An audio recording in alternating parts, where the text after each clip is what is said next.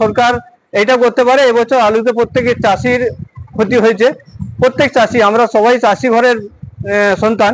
তো ওই চাষিদের যদি ভর্তুকিটা দেয়, লোনটা যদি ছাড় করে, কৃষি ঋণ যদি ছাড় করে, তাহলে আমার মনে হয় সেটা অন্ততপক্ষে ভালো হবে আর কি। আলুর জন্য কিছু একটা করব, আলু চাষিদেরকে বাঁচাবো, আলু শিল্পকে বাঁচাবো, একথা গত দুদিন আগে বিধানসভায় দাঁড়িয়ে বলেছেন পশ্চিমবঙ্গ সরকারের কৃষিজ বিপণন মন্ত্রী মাননীয় দিলীপ ঘোষ মহাশয়। তা আবার কাকে বলেছেন?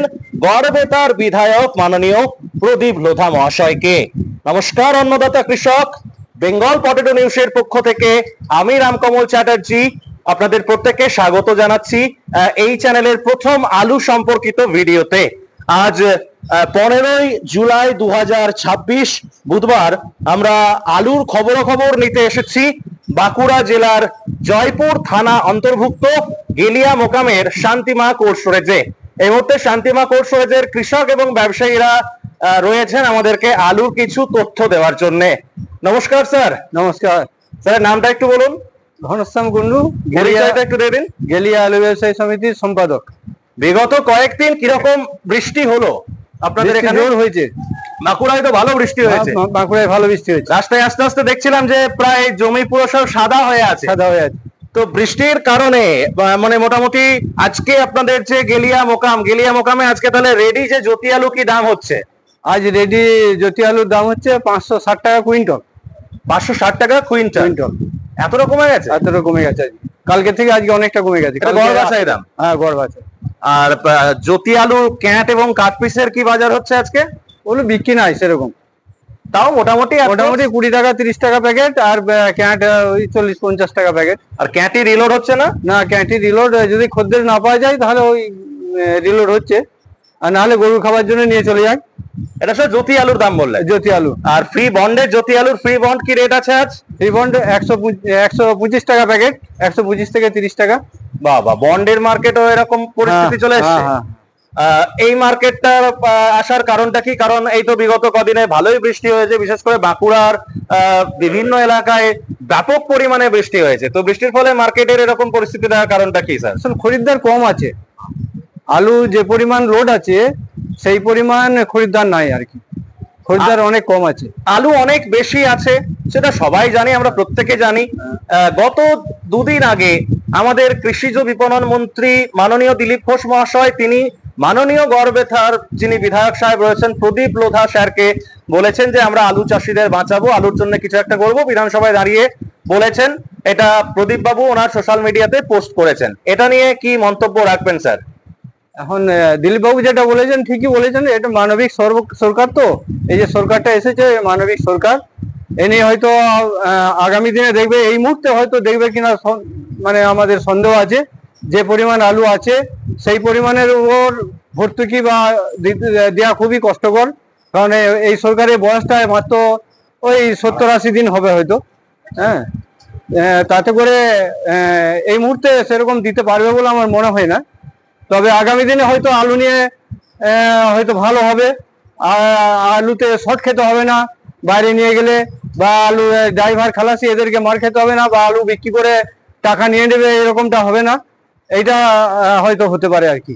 মানে আপনারা যেটা এক্সপেক্ট করছেন, আমরা যেটা প্রাক্তন সরকারের আমলে দেখেছি যে বিভিন্ন রকম অত্যাচার আপনার উপর দিয়ে যেমন হয়েছে 2014 সালে আপনি যখন আলু পাঠাচ্ছিলেন, সেইটা একটু যদি আমার চ্যানেলের দর্শকদের জন্য একটু যদি তুলে ধরেন ছোট্ট করে বিষয়টা। 2014 সালে আমি গাড়িতে করে আলু নিয়ে যাচ্ছিলাম আমাদের পাশের জেলা, বাঁকুড়ার পাশের জেলা পুরুলিয়া তুলিনে। তো ওই পুরুলিয়া যখন পেরোচ্ছি তখনই আমাকে গাড়িটা আটকে দেয়, এবং ওই সময় আমার উপরে যথেষ্ট টর্চার করে, ইলেকট্রিক শক দেয়, আমাদের চালান খোঁজাখুঁজি করে, কিন্তু বাইরের কোনো চালান আমাদের কাছে ছিল না, আমরা যাইওনি। তো বাংলা নাম্বারে গাড়ি আমার লোড ছিল, তো তা সত্ত্বেও আমার উপরে অত্যাচার করলো, ইলেকট্রিক শক দিল, এবং ড্রাইভার খালাসি এদের উপরে মারধর করেছিল। তো যার ফলে আলুর পরিস্থিতিটা আজকে এরকম জায়গায় এসে গেছে আর কি। মানে তৎকালীন সময়ে তৎকালীন যারা সরকার ক্ষমতায় ছিলেন তাদের নেতৃত্বাধীন যে সমস্ত প্রশাসনিক পুলিশ বা কর্মকর্তা ছিলেন তারা এই ধরনের মানবিক অমানবিক অত্যাচার গুলো করেছিল আপনার উপর। হ্যাঁ হ্যাঁ। আপনি আশাবাদী যে আমরা যেহেতু প্রত্যেকেই জানি যে ডাবল ইঞ্জিন সরকার আমরা পেয়েছি পশ্চিমবঙ্গের বুকেতে, আজকে 49 বছর পর পুনরায় ফের বাংলাতে ডাবল ইঞ্জিন সরকার, সেজন্য আপনারা আশাবাদী যে আগামী দিনে এবছরটা বাদ দিয়ে আগামী দিনে দেখা গেল আগামী বছরে হয়তো আলুর দাম অনেক ভালো হলো, সেক্ষেত্রে আপনারা আশা করছেন যে হয়তো বর্ডারটা বন্ধ হবে না? বর্ডারটা বন্ধ হবে না, আগামী দিনে আলুর মার্কেট ভালো হলে বর্ডার বন্ধ করবে না, এই প্রতিশ্রুতিটা ওনারা দিয়েছেন। তবে একটা কথা বলবো যে সরকার এটা করতে পারে, এবছর আলুতে প্রত্যেকের চাষির ক্ষতি হয়েছে, প্রত্যেক চাষি, আমরা সবাই চাষি ঘরের সন্তান, তো ওই চাষিদের যদি ভর্তুকিটা দেয়, লোনটা যদি ছাড় করে, কৃষি ঋণ যদি ছাড় করে, তাহলে আমার মনে হয় সেটা অন্ততপক্ষে ভালো হবে আর কি। আপনাদের এই যে গেলিয়া মোকামে শান্তিমা কোল্ড স্টোরেজ, এটা জয়পুর ব্লক বা জয়পুর থানা অন্তর্গত, এই স্টোরেজের আলু রাখার ক্যাপাসিটি কত এবং এবছর মানে 2026 সালে মোটামুটি কিরকম আলু লোড হয়েছে? এই স্টোরে আমাদের বাঁকুড়া জেলার মধ্যে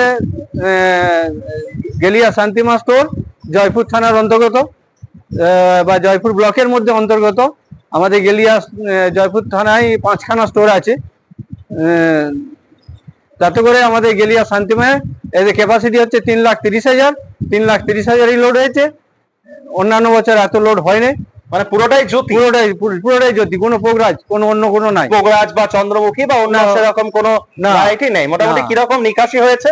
নিকাশি এখন পর্যন্ত ওই 35,000। শুধু আজকে এই বৃষ্টি বাদলের পর এই যে ঝলমলে রোদ বেরিয়েছে, আজকে কত ব্যাগ নিকাশি আছে শুধু আজকে? আজকে 1038 প্যাকেট, 1038 প্যাকেটের মতো নিকাশি হয়েছে। আর এগুলো কি ব্যালেন্স আলু নাকি? কিছু ব্যালেন্স আলু আছে, ওইদিকেও দেখতে পাচ্ছি কিছু ব্যালেন্স আলু রয়েছে। আর এখানে গিলা লোড হয়?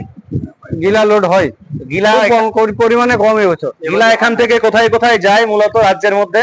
এখান থেকে ওই সিঙ্গুর, তারকেশ্বর এইসব যায় আর কি। ওখানে ব্যবসায়ীরা নিয়ে গিয়ে ওখানে শেডে বাছাই টাছাই করে ওরা আবার গঙ্গার পূব পাড়ের বিভিন্ন যে মার্কেট আছে ওখানে পাঠিয়ে দেয়, যেটা ওনাদের মূলত মার্কেট। আপনাদের এই যে রেডি যে আলুটা হচ্ছে জ্যোতি আলু, এই আলুটার মূল বাজারটা কোথায়? মানে এটা সিংহভাগ আলুটাই কোথায় যাবে? আলু বেশিরভাগই আমাদের ওই কিছু বাঁকুড়া কিছু ছোট ছোট মার্কেট আছে, কিছু পুরুলিয়া যায়, আর বাকি রাঁচি, বিহার এইসব যায় আর কি, আর উড়িষ্যাও যায়। আমরা ভবিষ্যৎ নিয়ে আলাপ আলোচনা করব না, কারণ ভবিষ্যৎ যেটা হবে আলু নিজের গতিতে চলুক, আলুর তার দাম সে নিজেই ঠিক করে দিক। তবুও ধরুন মোটামুটি অনেক আলুই তো আপনার এলাকার স্টোরে রয়েছে বা সব জায়গার স্টোরেতেই রয়েছে। সমস্ত এলাকার কৃষক এবং ব্যবসায়ীদেরকে কি বলবেন আলু নিয়ে? আলু আমরা এই কথাই বলবো, কৃষকদেরকে এখনো বলছি যে আলু যেটুকু আছে আপনারা বেচাকেনা করুন, না হলে কিন্তু ভবিষ্যৎ আরো খারাপ আছে। আমরা দেখতে পাচ্ছি 40,000 স্টোর খুলেছিল, আস্তে আস্তে নিচের দিকে আসছে, হ্যাঁ, এখন 25,000 এসে দাঁড়িয়েছে, এরপরে আরো হয়তো 20,000 এসে যাবে, হ্যাঁ, আমাদের ধারণা আর কি। মানে আপনারা বলছেন আপনি আলু প্রচুর পরিমাণে আলু আছে, সেইভাবে পরিমাণ নিকাশি হয় না। অন্যান্য বছর আপনার এলাকায় এই যে স্টোর, এই স্টোরে কিরকম আজকের দিনে দাঁড়িয়ে কিরকম নিকাশি ছিল, আর আজকে নিকাশির তফাৎটা কতটা? অন্যান্য বছর আমরা দেখেছি 20% নিকাশি হয়ে যায়, সেটা এবছরে কত? এবছর এখন ওই 12% হবে, অনেকটাই কম তাহলে। আরেকজন চাষি বাবুকে পেয়েছি। বাবু নমস্কার। নমস্কার। একটু নামটা বলবেন? নিমাই দে। বাড়ি কোথায়? দারাপুর। দারাপুর, কতুলপুর থানা বোধহয়।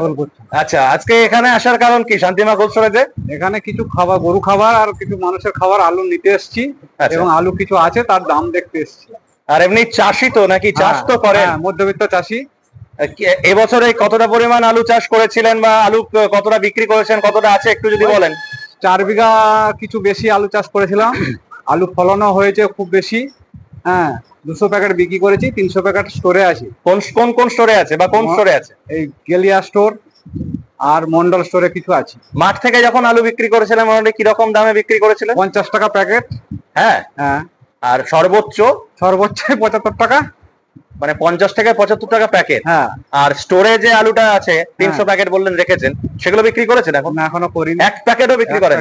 কিছুদিন আগে তো 40,000 টাকা বন্ডের কাছাকাছি দাম এসেছিল, তখন করতে ইচ্ছা হয়নি? বললাম যে মোটামুটি 50-এর কাছাকাছি যাবে, এই আশা রেখে বিক্রি করা হয় না, তারপরে আস্তে আস্তে বাজার নেমে যায়, হ্যাঁ, আর বিক্রি করতে পারিনি, কারণ খরচা ওঠে না, তো কি করে বিক্রি করবো। এই যে আমাদের বহু প্রত্যাশার পর আজকে পশ্চিমবঙ্গে যে ডাবল ইঞ্জিন সরকার এসেছে, হ্যাঁ। আলু সরকারের যখন বিভিন্ন জায়গায় প্রচার করছিল, প্রত্যেকটা এলাকার বিধায়ক সাহেব এখন যারা হয়েছেন হ্যাঁ। প্রত্যেকে আলুটাকে টপিক করে একটা মানে প্রচারের একটা হট টপিক ছিল। হ্যাঁ। এই নতুন সরকারের কাছে কি কি মানে অভিমান অভিযোগ বা কি অনুরোধ রাখছেন আলু নিয়ে? আমাদের কাছে কোনো অভিযোগ করার মতো কিছু নেই, তবু আলুর ফলন বেশির জন্য দাম কম, এটা প্রত্যেকেই জেনে গেছে। সরকারের কাছে কি হ্যাঁ। চাইছেন? হ্যাঁ, কি চাইবেন? কিন্তু সরকারের কাছে স্থানীয়- চাইছি আমরা যাতে আলুর ক্ষয়ক্ষতি হচ্ছে তার কিছুটা ক্ষতিপূরণ পাই, যেন বা লোন টোন গুলো শোধ করতে পারি, কারণ আমরা মধ্যবিত্ত চাষি, কৃষি লোন নিয়ে চাষ করি। বর্তমানে এখন আষাঢ় মাসের শেষ, হ্যাঁ। আজকে না কালকে বোধহয় সংক্রান্তি, কালকে কালকে সংক্রান্তি। তো এই সময় এখন কি চাষ করছেন, মানে এখন- এই সময় জমিতে কি চাষ করছেন? এখন জমিতে ধান আছে। ধান রোয়া শুরু হয়ে গেছে? হ্যাঁ, এখন তো সার কিনছেন, সারের হ্যাঁ। কি রকম দাম? সারের মোটামুটি 2200 থেকে 2500 টাকার মধ্যে। কি কি ব্র্যান্ড? হ্যাঁ, ব্র্যান্ড ব্র্যান্ড পিওপি 10-26, পটাশ।